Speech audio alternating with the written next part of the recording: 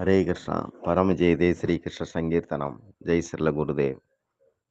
பகவத்கீதை 4ஆம் அத்தியாயம் ஞான யோகம் பதம் 20. யக்த்வா கர்ம பல சங்கம் நித்திய திருப்தோ நிராசிரயக கர்மணி அபி பிரவருத்தோ அபி ந ஏவ கிஞ்சித் கரோதி சக.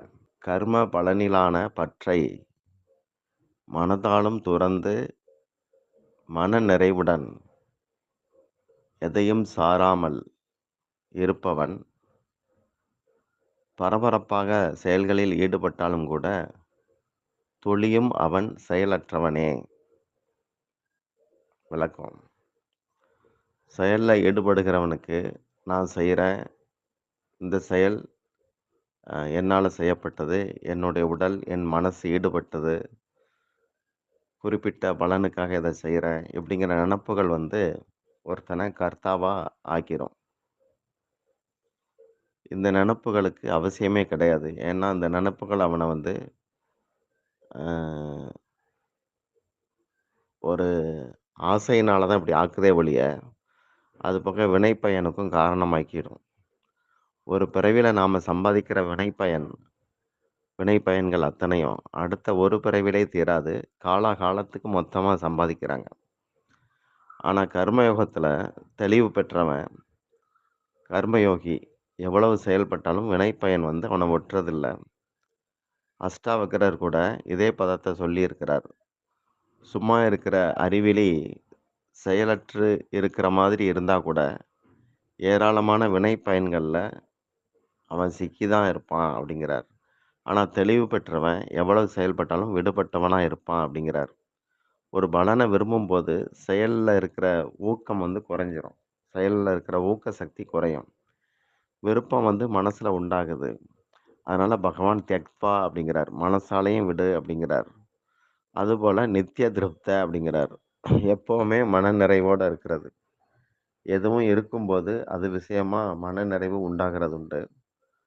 ஆனந்தத்துடைய தொகுப்பான பகவான் இதயத்திலேயே பரமாத்மாவாக பிரதிநிதியாக அமர வச்சிருக்கிறார்.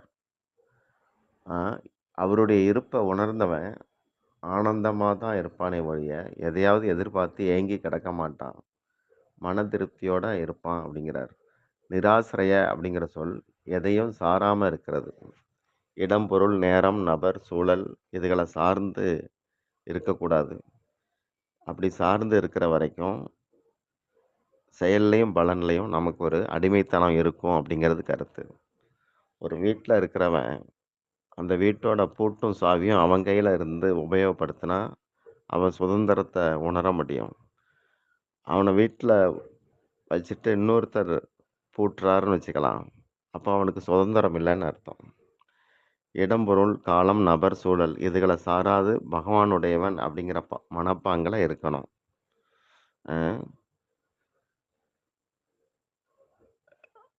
இங்கே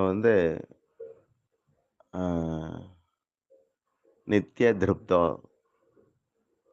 அதாவது மனசாலையும் பற்ற விட்டுருக்கணும், எதையும் சார்ந்தும் இருக்கக்கூடாது, மன நிறைவோடு இருக்கணும். இதெல்லாம் சொல்லப்படுது. இது எப்படின்னா, ஒரு தபால்காரர் ஒரு வீட்டுக்கு மணி ஆர்டர் கொடுக்குறாரு, அதே தெருவில் இன்னொருத்தருக்கு ஒரு துக்க செய்தியை கொடுக்குறாருன்னு வச்சுக்கலாம். அவர் அவருடைய கடமையை செய்கிறார். அவருக்கு பணம் கொடுக்கறதுல ஒரு இன்பமோ இல்லை இந்த செய்தியை சொல்கிறதுல துன்பமோ அவர் கிடையாது. இது மாதிரி பகவானுடையவன் செயல்படும்போது நாம் அதுகளை தாண்டி இருப்போம் அப்படிங்கிறது கருத்து. இது 4:20க்கான விளக்கம். அடுத்து 21 பார்க்கலாம்.